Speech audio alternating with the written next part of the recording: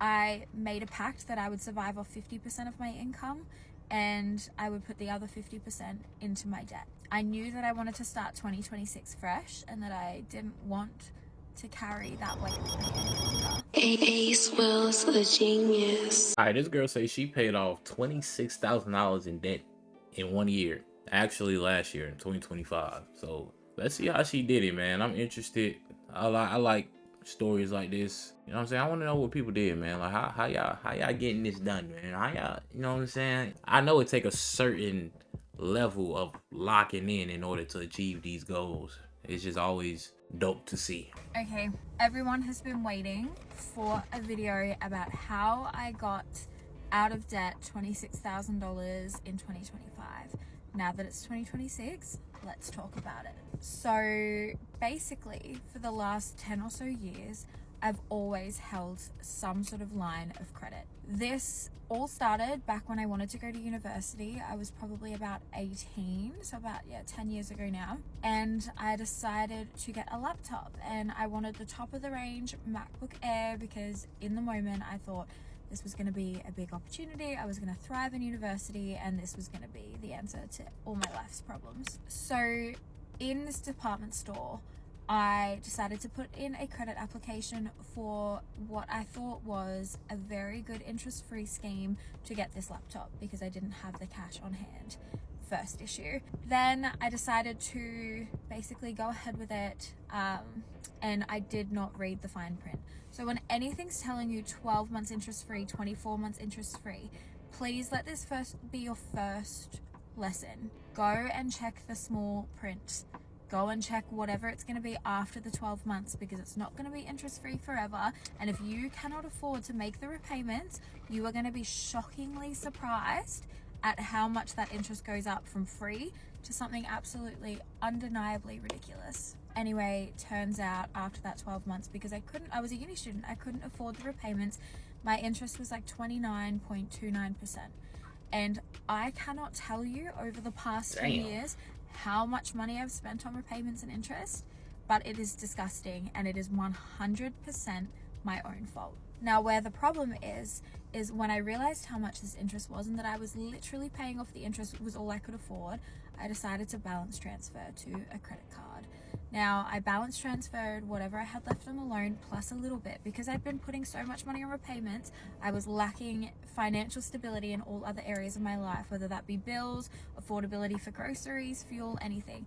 I ended up getting a bigger credit card than I needed on 24 months interest free, thinking I can clear this and then I will catch up on my finances. 10 whole years of that, and I think I got to about, my balance was about $26,000. Now, a lot of people thought I said $26,000 is what I've been paying off for 10 years. No, I paid $26,000 off in 11 months. And a lot of people have been asking for advice on how I did it. I need to tell you right now that it took absolute commitment and trying to diminish all excessive spending in my life. So whether that not be not buying clothes for that 11 months, whether it be, you know, making coffees at home. This is obviously a little bit of a reward for 2026, but yeah, buying coffees at home, eating at home, living life so frugally, but it makes it so worth it. I made a pact that I would survive off 50% of my income and I would put the other 50% into my debt. I knew that I wanted to start 2026 fresh and that I didn't want to carry that weight with me any longer. Now, I absolutely understand not everybody has a full-time job. A lot of people are in the depths of despair with their debt and where they're at the moment. And let me tell you, there is hope. There is forever hope. There is always going to be an out and always going to be an opportunity to grow and get better. My advice would be cut all excessive spending. It's hard, but if you look at it in the scheme of things, 10 years versus the 11 months that I decided to stop living large and stop trying to be the hero. I stopped buying rounds at the bar. I stopped going out. I decided on $5 Domino's pizzas when people wanted to come around and be my friend and hang out with me. I stopped going out. I weeded out some of the worst people from my life when I realized why they were really friends with me. When I started living a little bit more frugally, I swear my life got better. I'm not saying it's easy. I'm not saying that it's going to be 11 months for you, and that's okay. But what I am telling you is if you don't begin and start the process of trying to do better, you will never get out of this rut. All right, if y'all see me looking, right, it's on this screen, but it's also on this screen too. So I could look at either screen, you know what I'm saying? I'll be trying to figure out which screen is gonna make it look like I'm looking at it. This one kind of look like I'm looking off to the side. If I look at this one, it kind of look like I'm looking up at a screen, which I'm looking at two screens. It don't really matter. I don't even think y'all care, but. My biggest advice would be if you don't have any debt, don't get into it unless it is positive debt. And I understand that that term sounds a little bit counterintuitive. If you're buying a house, of course, that's an incredible debt to get in. If you need a car and you have to get a car loan, you need a car. Okay, but the things that you don't need, did I need the top of the range laptop? No. Did I really need to get more on that credit card, or could I have just lessened the grocery amount that I was consuming? Did I have to buy the rounds at the bar, or could I have just gone out with cash and just bought myself things? I know it sounds selfish, I know it sounds crazy, but you have to be selfish to survive this. And please, my final note, read the fine print. Do not fall for these big banners that say free and, you know, interest free for X amount of time. There is always a catch, and they are always going to try and make more money off of you. So I hope that answered some questions. It was 10 years of absolute struggling. Actually, no, it was 11 months of struggling, 10 months of acting like a dickhead. To anybody struggling, 2026 is your year. I have so much faith in you. And please, please, please put yourself first this year, because you will feel incredible for it. Thank you. Bye. Oh, that's dope, man. Because when you lock in, things change fast. You know what I'm saying? I didn't have like $26,000 worth of debt. My debt wasn't that crazy. I was sitting more at like 14 maybe. Because I had already paid off my car. You feel me? That was like a weight off my back. So I was sitting at around like 14. And yeah, that's when I kind of locked in. Start knocking off cars, boom, boom, boom. See, the thing with credit though, credit is very tempting because they give you this credit line of whatever. So like you have decent credit, they gonna give you a decent credit line. And how you treat that card is gonna determine your financial future, for real, for real. Because if you just use it like it's free money, then you're gonna be in a heap of trouble. You know what I mean? You gotta use it wisely. You know what I'm saying? Like, you gotta spend with your credit card like it's your debit card. You know what I'm saying? So it's like, if I got $300 in my bank account, I'm only allowed to spend $300 on this credit card. You know what I'm saying? And really, you shouldn't even be doing that. But at least it's like 300 is my. I might have $10,000 on here, but I only got 300 that I could spend right now. So I'm only gonna spend 3 because I know I could put that 3 back.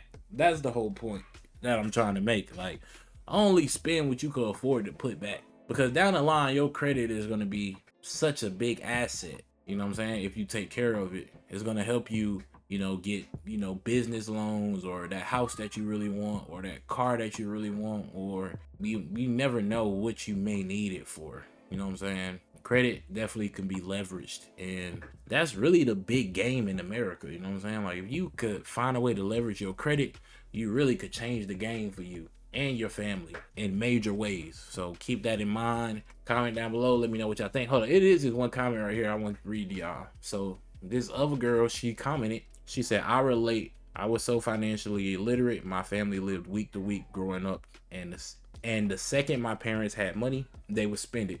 Was never taught how to save properly or value of investments. Got a credit card at 18 and racked up close to 30K in combination with my car loan. Was at uni, debt collectors at my door.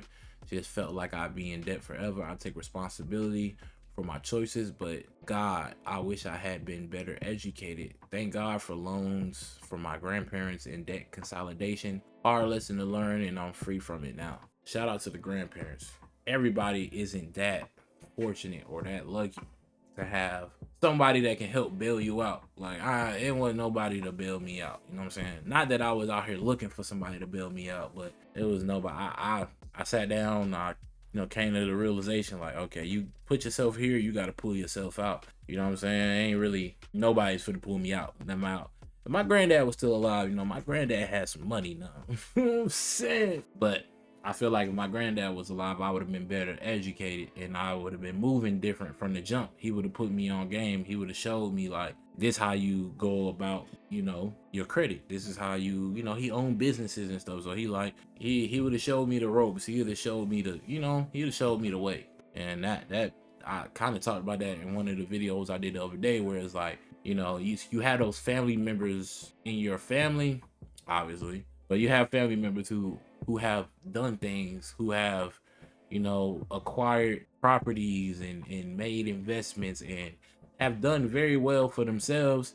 And it's like, those are the family members you need to get around and you need to learn from, because obviously they doing something right. And it's like, you don't necessarily need anything from them, as far as like, I don't want you to give me any money or nothing like that. I just want you to teach me what you know, because that's gonna be way more beneficial to me down the road. You know, if you give me money, cool, you know what I'm saying, I might could invest it and turn it into something, and you know, cool. But if you teach me how to do what you did, then I'll be able to make money for a very long time, and I won't need you to front me financially. I wouldn't need you to support me financially. I'll be able to support myself. So it's all about getting the knowledge and spreading the knowledge with the people you love, so y'all all could come up together and y'all all know how to approach the system, how to work the system, and how to leverage it. You know what I'm saying? But until next time.